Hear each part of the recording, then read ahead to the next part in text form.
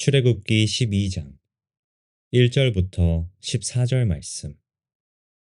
여호와께서 애굽 땅에서 모세와 아론에게 일러 말씀하시되 이달을 너희에게 달의 시작 곧 해의 첫 달이 되게 하고 너희는 이스라엘 온 회중에게 말하여 이르라.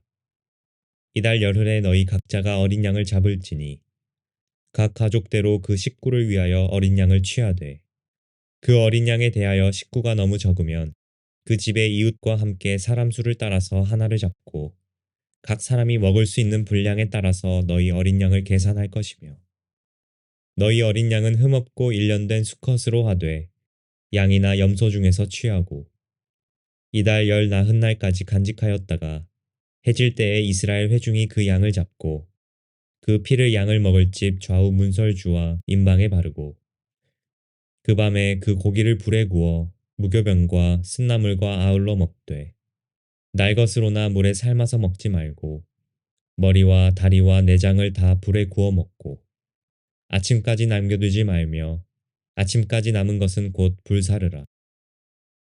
너희는 그것을 이렇게 먹을지니 허리에 띠를 띠고 발에 신을 신고 손에 지팡이를 잡고 급히 먹으라. 이것이 여호와의 유월절이니라. 내가 그 밤에 애굽 땅에 두루 다니며 사람이나 짐승을 막론하고 애굽 땅에 있는 모든 처음 난 것을 다 치고 애굽의 모든 신을 내가 심판하리라. 나는 여호와라. 내가 애굽 땅을 칠 때에 그 피가 너희가 사는 집에 있어서 너희를 위하여 표적이 될지라. 내가 피를 볼 때에 너희를 넘어가리니 재앙이 너희에게 내려 멸하지 아니하리라. 너희는 이날을 기념하여 여호와의 절기를 삼아 영원한 규례로 대대로 지킬지니라. 좋은 날입니다. 성령님께서 오늘도 여러분의 심령 가운데 큰 은혜와 평강 주시기를 주님의 이름으로 축복하여 드립니다. 오늘은 출애굽기 12장 1절부터 14절까지의 말씀을 통해서 유월절과 출애굽이라는 제목으로 말씀을 전해드리려고 합니다.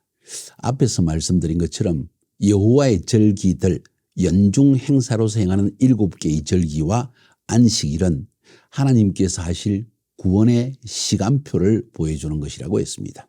그러면 그 가운데에서 유월절은 하나님의 시간표에서 어떤 부분을 보여주시는 것일까요?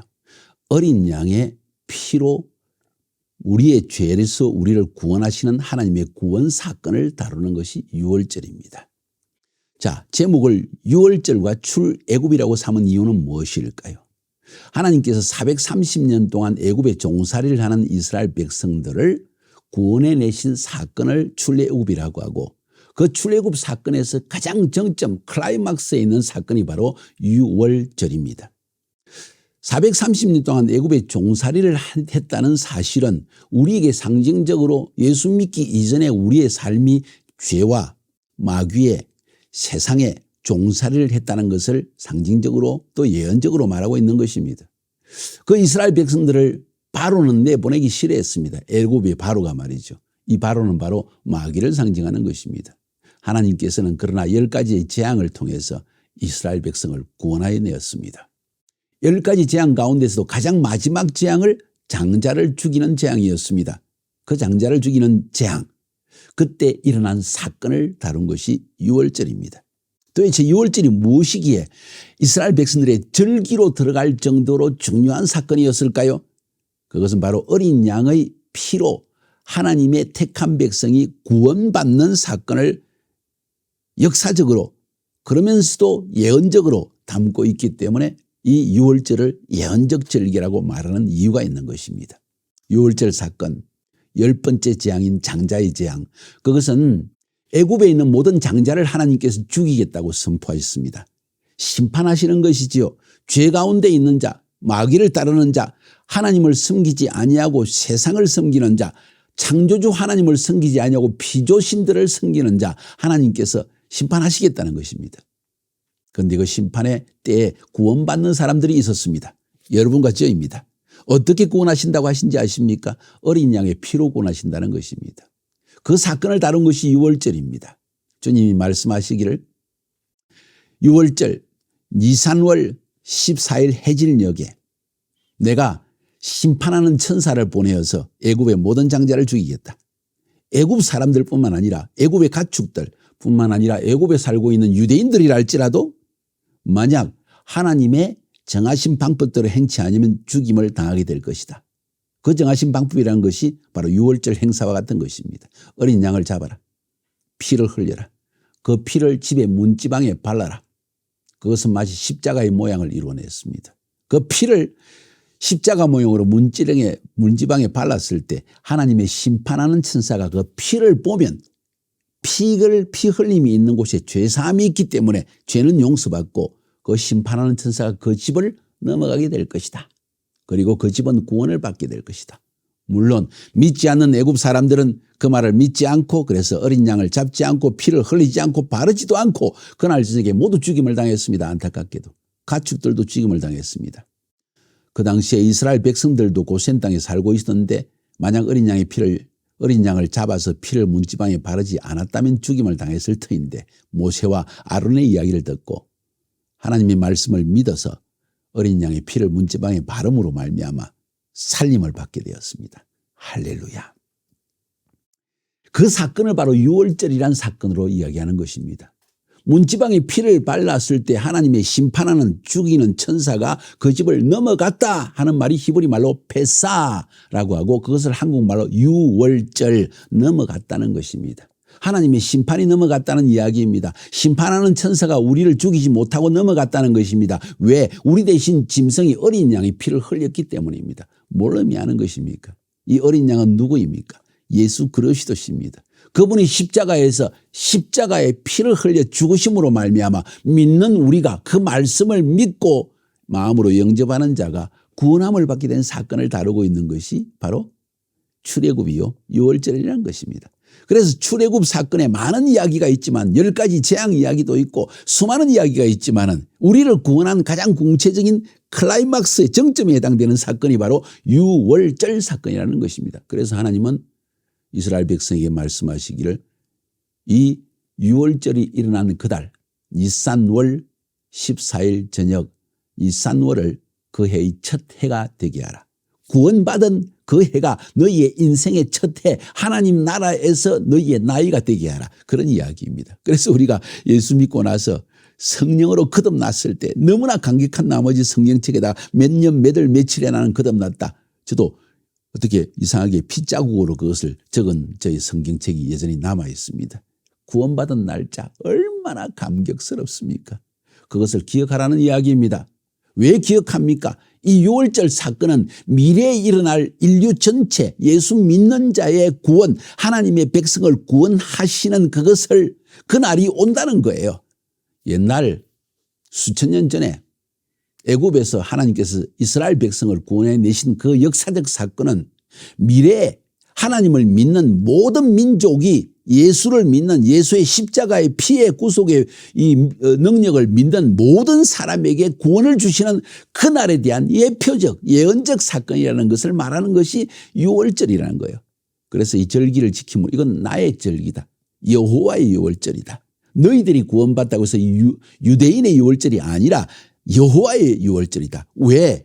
여호와 하나님께서 유대인만 구원하시는 것이 아니라 마지막 때 어린 양의 피로 구원받는다는 믿음을 가진 모든 사람을 위한 축제의 날이 되기 때문에 그날을 유월절이라고 말한다는 거예요. 사랑하는 여러분, 여러분 구원받았습니까? 어떻게 구원받았습니까? 어린 양의 피로 구원받았습니다.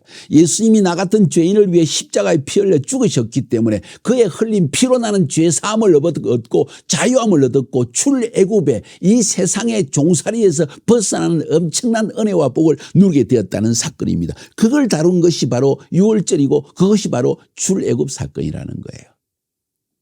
이것을 여러분이 마음속에 딱 간직하는 것이 필요합니다. 왜 하나님께서 절기를 지키라고 그랬을까요? 택함받은 이스라엘 백성들에게 왜 1년의 연중 행사로서 반드시 봄에 이 유월절의 날에 니산월 14일 해질 무렵에 이 유월절 행사를 반드시 하라고 왜 말씀하실까요? 정한 기일에 이것을 지키라고 왜 말했을까요? 7개의 연중 행사로서의 절기는 그 자기의 정한 기일이 있습니다. 그 시즌이 있다는 거예요. 그 시즌. 봄절기의 시즌, 여름절기의 시즌, 가을절기의 시즌에 하나님께서 하실 구속의 사건들이 미래에 하실 위대한 구원의 사건과 심판의 사건이 포함되어 있다는 것입니다. 그래서 정한 기일에 지키라고 하나님 말씀하신 겁니다.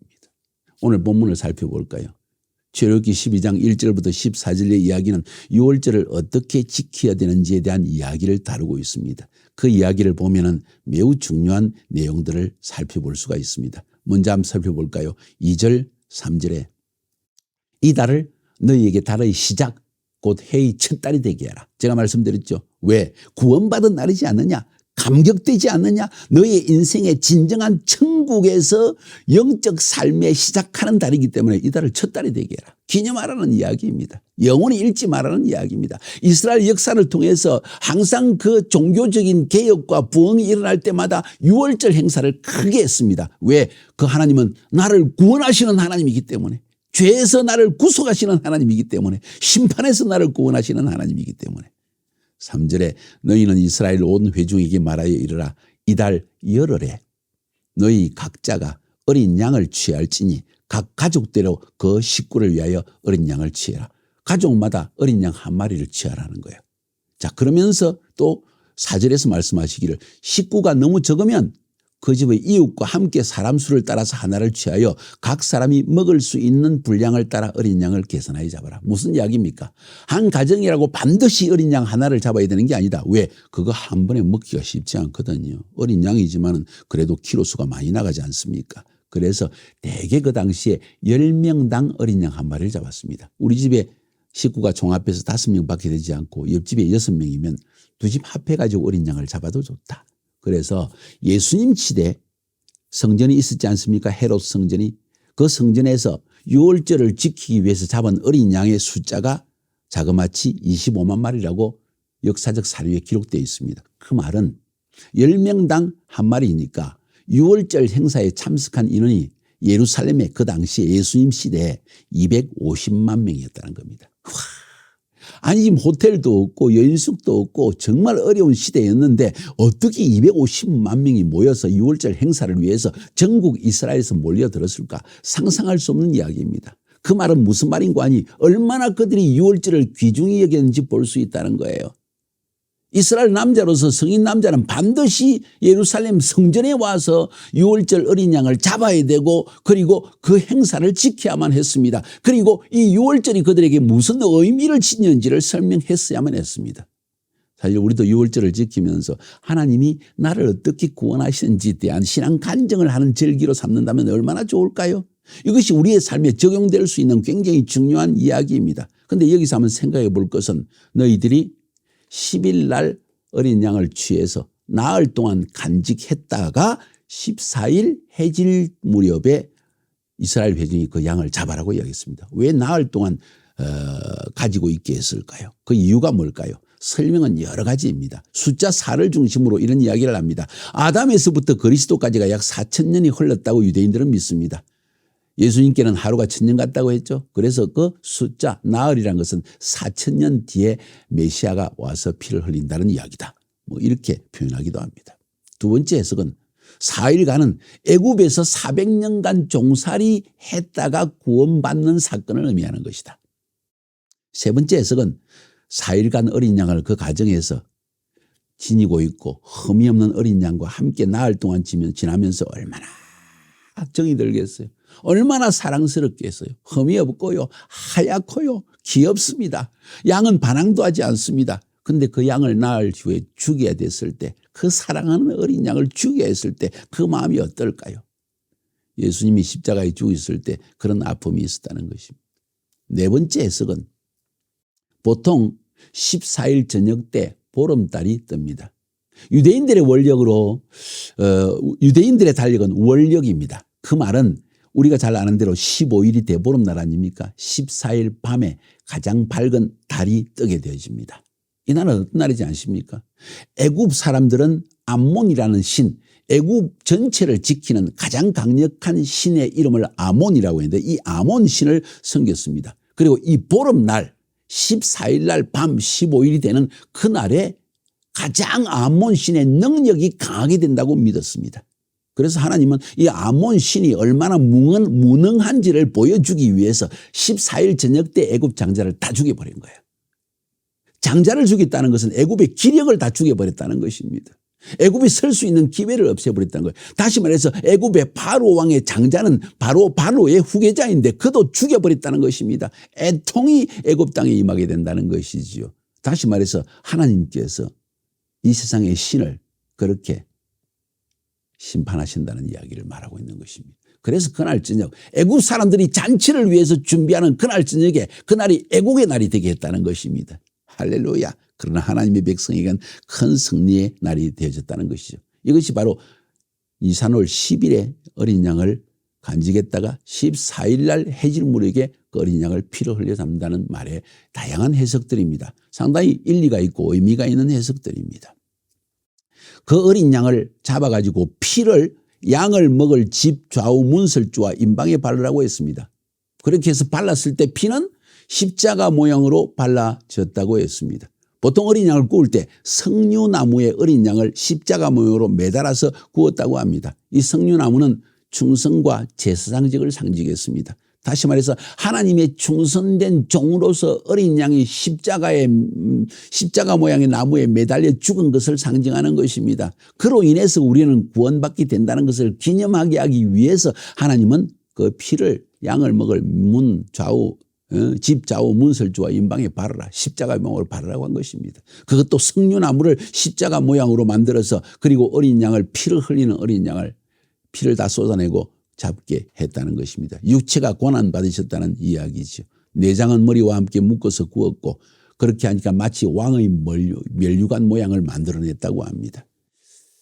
8절에 보니까 그 밤에 그 고기를 불에 구워 무교병과 썬나물과 아울러 먹으라. 유월절을 지킬 때 가장 중요한 요소가 뭔지 아십니까? 우리 유월절 세대를 하지 않습니까? 유월절 식사를 예수님께서 12지혜와 함께 겟세마네 동산에 가기 전에 하셨죠? 바로 유월절 날에 그 일을 행하셨습니다. 그때 이 유월절을 지킬 때 가장 중요한 요소가 뭔지 아십니까? 이것저것 다 치우고 성경 말하는 대로 한다면 구운 양고기가 있어야 되고 무교병, 마짜라고 하는 누룩을 넣지 않는 무교병이 있어야 되고 그다음에 마로르라고 하는 썬나물이 있어야 됩니다.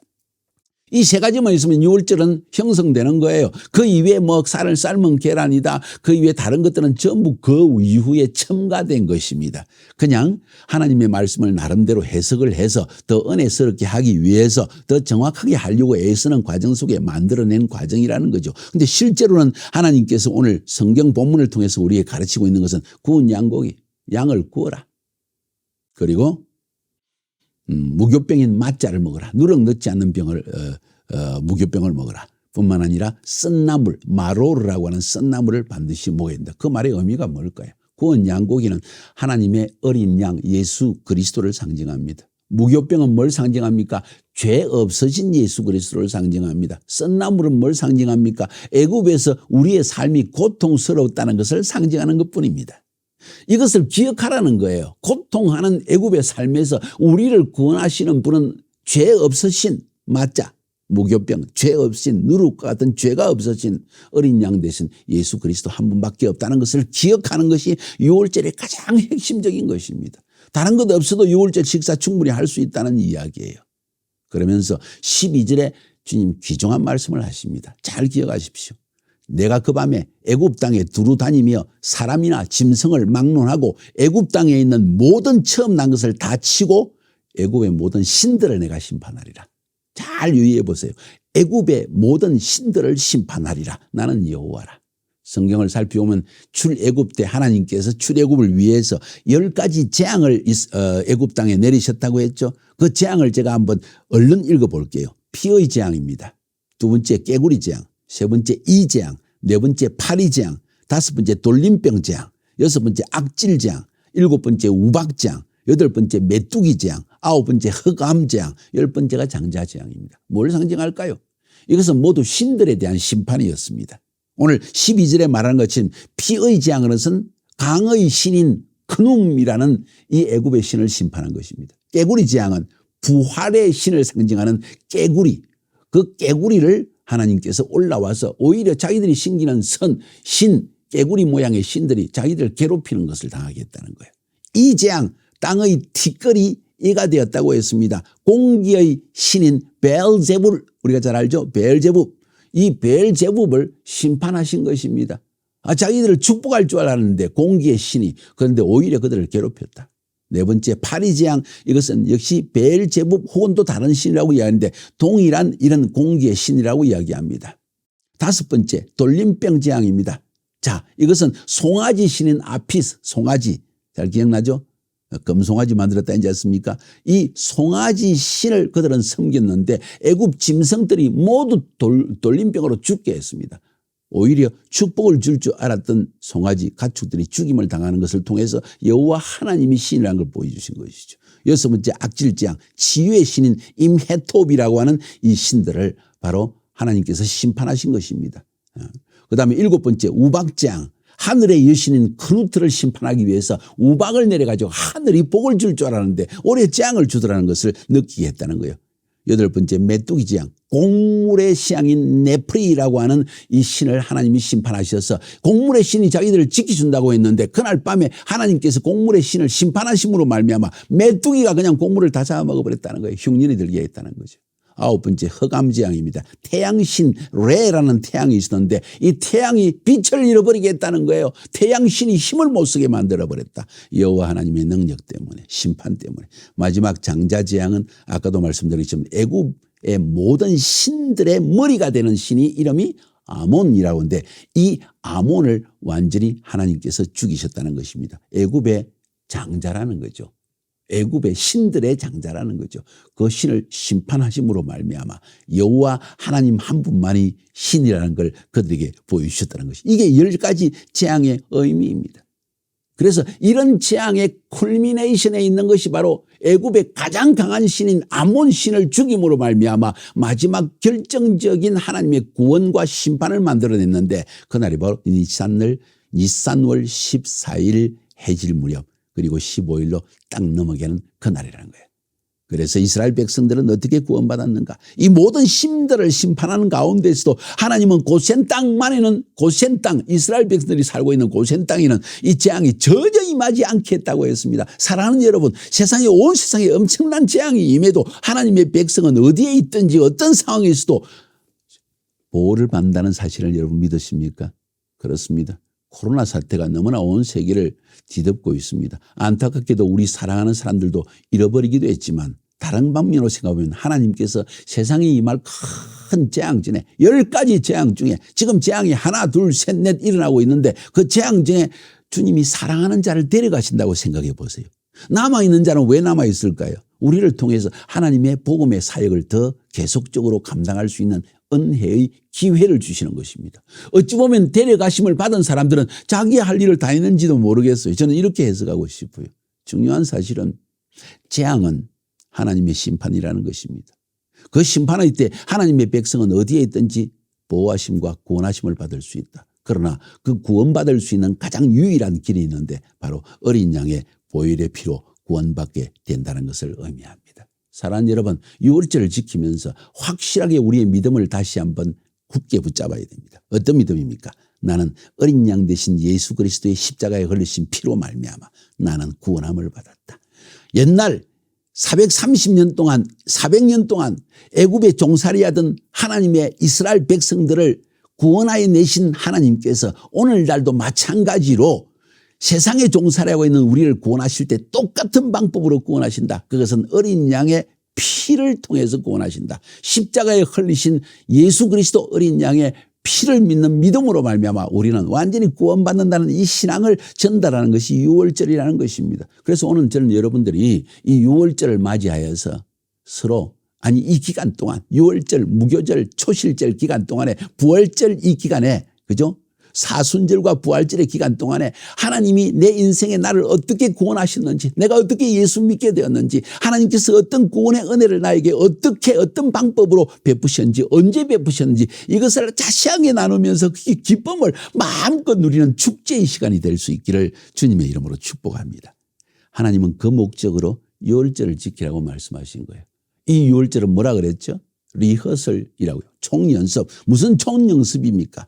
예수님께서 재림하실 때 완전한 구원을 맛보게 된다는 거예요. 지금은 예수 믿어서 구원받았지만 여전히 죄와 육체 가운데 살고 있습니다. 마귀가 다스리는 세상 가운데 살고 있어 여전히 고통과 죽음이 있을 수 있습니다. 그런데 예수님이 재림하시면 이 유월절과 같은 완전한 구속이 우리에게 주어질 것이라는 그 믿음으로 그것을 총연습하는 기회로 유월절을 삼으라는 이야기입니다. 이해가 되십니까? 오늘 들은 말씀을 한번 서로 나누어 보세요. 여러분 마음에 와닿는 말씀이 무엇입니까? 이 신앙, 이 유월절의 신앙이 여러분 심령 가운데 깊이 뿌리게 내기를 주님의 이름으로 축복하여 드립니다. 승리합시다.